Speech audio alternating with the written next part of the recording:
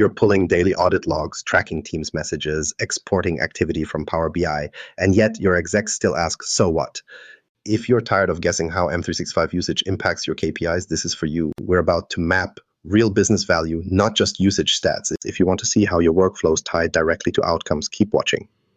Why M365 usage stats don't tell the whole story. If you've ever built a dashboard stuffed full of SharePoint file uploads and Teams chat volumes, but then had that awkward moment in a meeting when someone asks, but what did that actually do for the business? Yeah, you're not the only one. Most organizations love these activity dashboards because they're easy to spin up and give the appearance that things are humming along. SharePoint file counts, email sends, OneDrive syncs, Teams calls. You can slice and dice those numbers as much as you want. They're fast, they're flashy, and they make for very colorful charts. But here's the uncomfortable truth. Just knowing people are uploading files or spending time in Teams doesn't tell you if your projects are finishing faster, if sales are trending up, or if customers are any happier. You can monitor every click, every upload, and every heartbeat of SharePoint activity, but it's all just noise if nobody can draw a line between the graph and an actual business outcome. That's the core frustration for a lot of IT and business folks. Tons of movement, no indication of impact. Let's play out a scenario most IT teams will recognize. Picture a manager at a quarterly business review. They've come armed with colorful reports showing a massive increase in Teams chat messages over the past 3 months. They've got bar charts comparing SharePoint document activity across departments. There's a pie chart for OneDrive usage because why not? They proudly display the dashboard, expecting at least a little applause. Instead, they get a room full of blank faces, maybe a polite nod from finance, and then someone at the table says, so, what does this mean for our clients or for the project deadlines? Suddenly, the conversation is less about the pretty visuals and more about what's missing from the picture. This isn't an outlier moment either. The big disconnect is that M365 activity data by itself is frictionless to capture. Microsoft's admin centers and usage reports will happily track every digital breadcrumb, but proving that breadcrumb trail actually led somewhere valuable, that's where people get stuck. You can tell your leadership team, hey, Teams chat volume went up 30% during Q2, but without context, they have no clue if that's a win for collaboration or just a sign of a project in chaos. I've seen project teams bask in high chat numbers, only to realize it was because people were scrambling to clarify requirements that weren't clearly documented in the first place. In that case, more activity might just mean more confusion, not faster results. And here's where it gets interesting.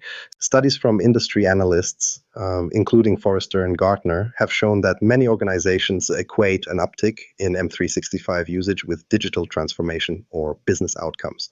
But once researchers look closer, the data often falls apart. For example, one Forrester study tracking digital workplace initiatives found that reported usage numbers accounted for less than 20% of the measurable improvement in business KPIs like project throughput or customer satisfaction. The real correlation only showed up when companies went one step further and embedded key business metrics or KPIs alongside their usage stats. That means if you're just showing activity, logins, file shares, message counts, you're probably selling your digital efforts short and maybe even fooling yourself. Here's a real example from a client I worked with last year. They rolled out a new Teams-based workflow for their onboarding projects. Early on, they celebrated a huge increase in team posts each week, so much so that they considered the rollout a success and stopped digging.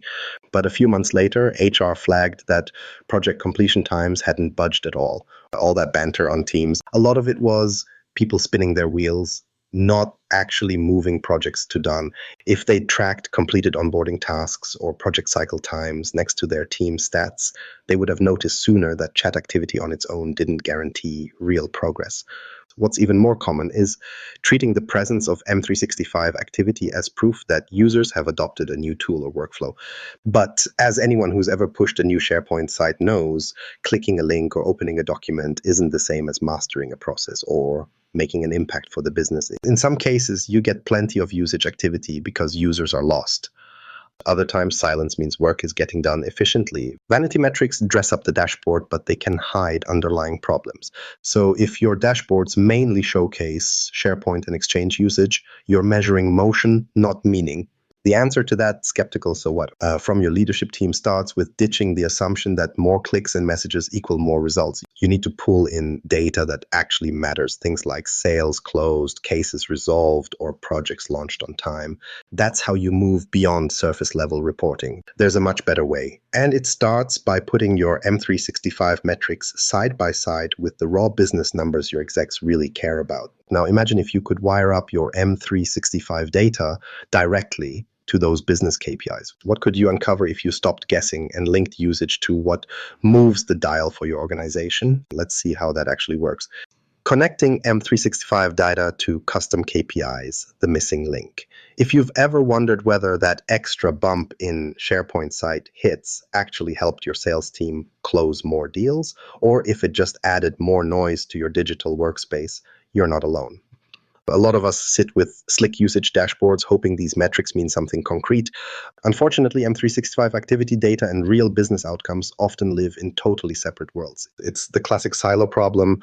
IT pools user activity, compliance tracks audit events, and the business side runs their own spreadsheets on project completions or net promoter score. When those two sides never meet, it doesn't matter how much data you're collecting, you'll only ever see half the picture. This is one frustration I hear from IT teams and digital leaders over and over. But there's no shortage of data. Microsoft pumps out logs for every SharePoint upload and Teams message, while CRMs, project tools, and feedback forms generate their own numbers. The headache starts when you realize you can't answer basic questions like, did more Teams collaboration speed up our product launch? Or did all those added SharePoint files coincide with closing projects or boosting satisfaction scores? You're sitting on a gold mine and mostly finding gravel. Let's look at where things break down. A pretty common mistake is thinking the finish line is getting M365 audit logs and usage data into Power BI.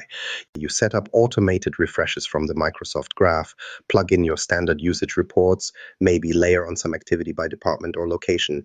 It looks comprehensive, except you're stuck at counting actions, not measuring impact. That's because the second half of the puzzle, bringing in actual business KPIs, gets skipped or someone thinks we'll do it later.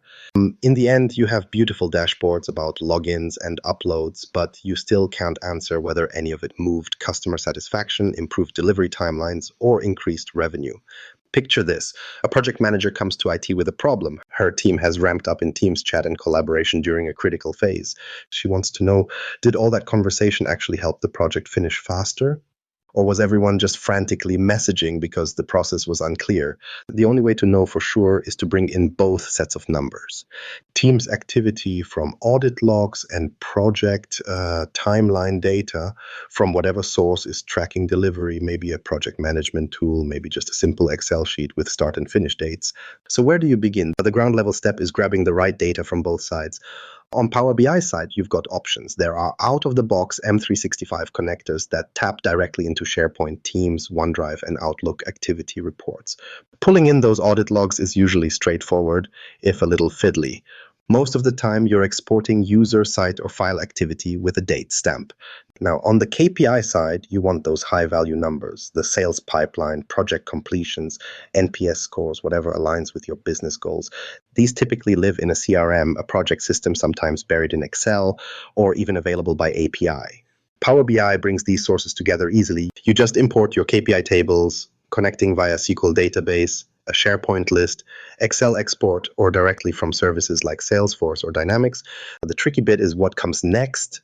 And this is where a lot of dashboards go off the rails. The real challenge isn't pulling in two big hunks of data. It's making sure those hunks can talk to each other in a way that actually makes sense for your business. Most teams stop the moment both tables appear in Power BI. They'll have SharePoint activity by user and date and a completely separate KPI table, and that's it. At that point, all you can do is stare at two parallel trend lines and squint, hoping for some correlation. That's not analysis, that's guesswork with extra steps. To do it right, you have to set up relationships that let you answer questions like, did an increase in Teams meetings over the project timeline result in faster completion? Or is high SharePoint upload activity during a sales campaign associated with more deals closing? You might have to match people based on user IDs, link activity, and project events by date windows, or use other fields that tie a digital action to a real-world outcome. Sometimes this means you'll need to tidy your data or add calculated columns so the links make sense in Power BI. And you'll want to spend time understanding whether the relationship is direct, lagged, or requires a custom calculation, because often that flurry of activity you saw last week only shows results a month later when the project closes out. Here's where it gets interesting. Once you pull in those KPIs alongside your activity data and create intelligent relationships between them, you finally stop wandering in the dark. You begin to see with clarity whether all that Teams buzz is driving real project wins, or if SharePoint usage is shadowing your best sales months. You're not left spinning stories based on fluffy activity charts. Now, you're tracing a line from actions in Microsoft 365 to real bankable business results. But don't stop here. Hooking up your data is just step one. What you build next in your data model determines the quality of every insight you get from then on. That's where the real story begins to take shape. Building a unified data model, turning noise into narrative. Anyone can drag half a dozen CSVs or connectors into Power BI and call it a dashboard, but actually lining up a SharePoint file upload with the outcome of a real project. That's where things shift from simply moving data to showing business value. Once you've pulled your activity logs and KPIs into the same project, what stands in your way isn't the data, it's the web of relationships or the lack of them. Most dashboards end up as a jumble of tables with fields scattered all over and no single flow tying one business event to another. If you've glanced at your Power BI model and seen it bristle with random connections, tables connected by dotted lines, some floating alone in the corner, it's a sign you probably don't have a story, just a lot of technical trivia. It's easy to feel you've built something robust, but sooner or later someone will ask for a question you can't answer without hunting for data that's not there, or realizing your relationships are just skin deep. There's a trick to this that most folks overlook. Think about your data model as the nervous system of your reporting. You need real wiring between tables, otherwise signals never make it to the brain of your business. Those executive dashboards that are supposed to drive decisions. Use the right keys and your dashboard lights up with insights you haven't seen before. Use the wrong ones or nothing at all and your reports go numb. It's painfully common to see SharePoint logs linked by a generic username field while project completion data sits on its own island. Without those neural pathways, data just floats, no context, no cause and effect, just noise. So what should you be wiring together? On the M365 side, you've got fields like site ID, user ID, and activity date. These are your building blocks for activity trails: who did what, where, and when. Business KPIs, your sales pipeline, project delivery stats, or customer satisfaction will usually have their own structure with fields like project ID, completion date, or customer score. To stitch everything together in Power BI, you need to map the keys that actually intersect these worlds. Site ID lines up nicely with project teams and shared document spaces. Activity date and completion date can be matched up to see what actions led up to or followed a major milestone. User ID lets you connect the digital behavior of specific people to the teams or outcomes you care about. Of course, the devil is always in the details. If you've ever imported a project table only to realize none of your SharePoint logs have matching IDs, that experience will feel familiar. Overlapping IDs, like two systems generating 123 for entirely different things, will quickly ruin your day. Mismatched time zones, for example, are a classic trap. Say your SharePoint activity logs are stamped in UTC, but your project tracking tool uses local time. You'd be surprised how easily that 6-hour gap will skew your trend lines and mislead your execs. Missing or inconsistent fields are another culprit. Sometimes user IDs come in as email addresses in one source and as actual IDs in another, leaving you to patch things up with calculated columns or manual lookups. Let's walk through a scenario that brings these pain points to life. Imagine your business wants to know if speeding up SharePoint document approvals during a product launch really helps projects close faster. First, you get the SharePoint activity logs, capturing every approval with timestamps, who approved what and on which site.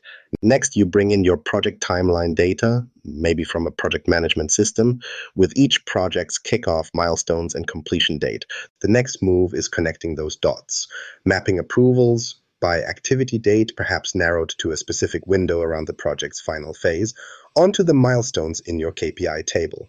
If your model is set up to link documents or users to their corresponding projects, you can now visualize whether faster approvals map to shorter project cycles. With Power BI, you aren't limited to looking at raw tables side by side either. You get hands-on tools for making these relationships meaningful. Native relationships in Power BI allow you to define how tables connect based on site ID, user ID, or any other common field, and restrict the direction of those links to avoid circular logic. Calculated columns let you transform your data inside Power BI without dragging in a whole new ETL setup. This becomes essential when you need to normalize email addresses or break apart concatenated fields into something you can actually join on. Then there's DAX. With just a bit of know-how, you can create rolling counts, lead lag calculations, or even time intelligence measures to reveal patterns that would otherwise stay hidden. For example, you might set up a DAX measure to check if approvals in SharePoint spiked in the week before a project completed, letting you see at a glance if high activity is a cause or effect of delivery dates shifting. The end result of all this, a tidy, well-structured data model, isn't just a technical trophy. It's a narrative tool. Suddenly, the dashboard on your screen isn't just echoing how busy people are on Teams or SharePoint. It's translating every click, approval, or upload into signals that line up with business KPIs, telling leaders not just what happened, but what actually mattered.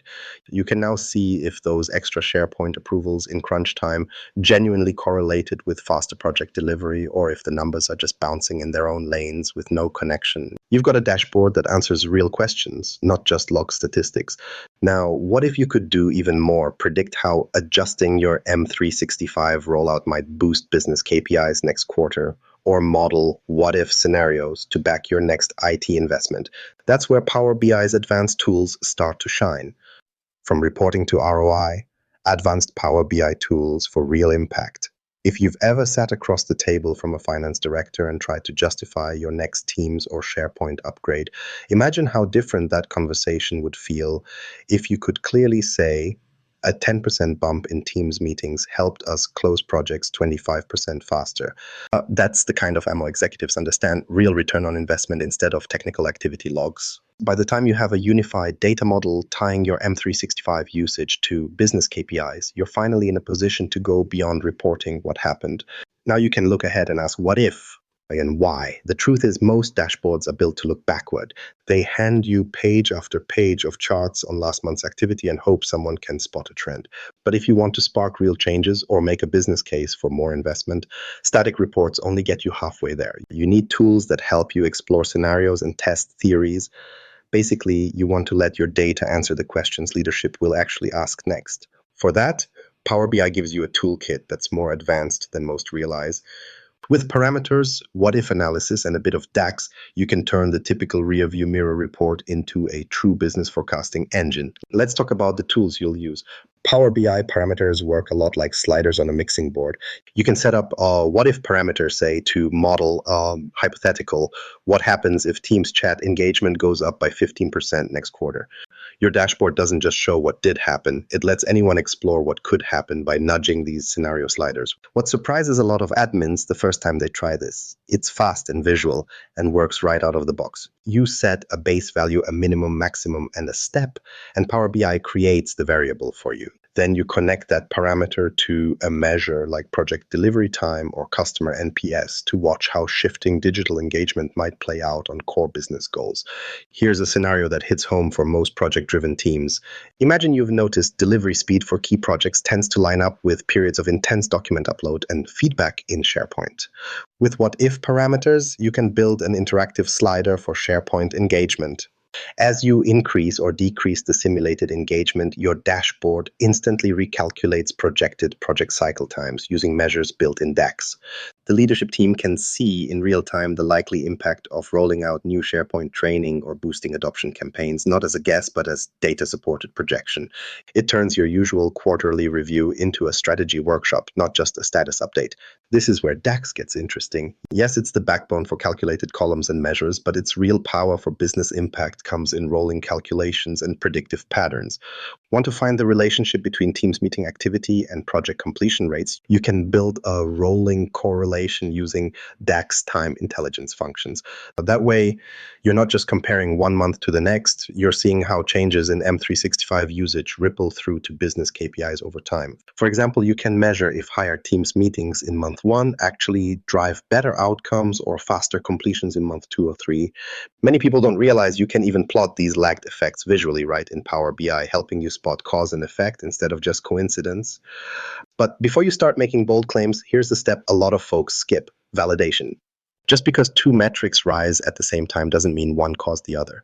The real test is to look back at multiple cycles using last year's projects, onboarding surges, or even seasonal trends to see if spikes in M365 activity consistently align with improved business results. You can set up your reports to filter by timeframes, region, or department, testing if the ROI story holds up. If your what-if scenarios match the patterns you find in historical data, your case only gets stronger. Communicating these insights to non-technical stakeholders is its own hurdle. It's tempting to throw out scatter plots and regression lines, but the best approach is a clear before and after story. Frame the dashboard with a lead-in. Here's how our efforts in Teams translated to completed projects. Use simple visuals, trend lines, and a few pointed labels that tie usage spikes to result jumps. If you can show a single metric, like customer case closure speed, ticking up after a targeted M365 campaign, you're telling a story that resonates. The real win? You move from reactive reporting to proactive justification. When someone in leadership asks, are we really getting value from all this M365 stuff? You don't have to hedge or guess. You can point to specific numbers. This increase in user engagement directly supported a measurable business outcome. That's how you build a partnership with leadership, not just another IT spend request. When you get comfortable with advanced Power BI features, you stop being an observer and become a business driver, one whose recommendations are backed by impact, not just effort. Now that the dashboard is finally speaking the organization's language, showing clear connections between what teams do in M365 and the results that matter, you're ready to push the business case even further. If you've tinkered with usage reports and ended up with more questions than answers, you're definitely not alone. The real difference comes when you stop measuring activity for its own sake and start tying every SharePoint move or Teams chat directly to sales numbers, project milestones, or customer feedback. That's where the story gets clear. If proving ROI in your org has always felt like a guessing game, this approach gives you a real answer. Subscribe if you want more practical walkthroughs, and let us know what business questions you're hoping to finally close the loop on.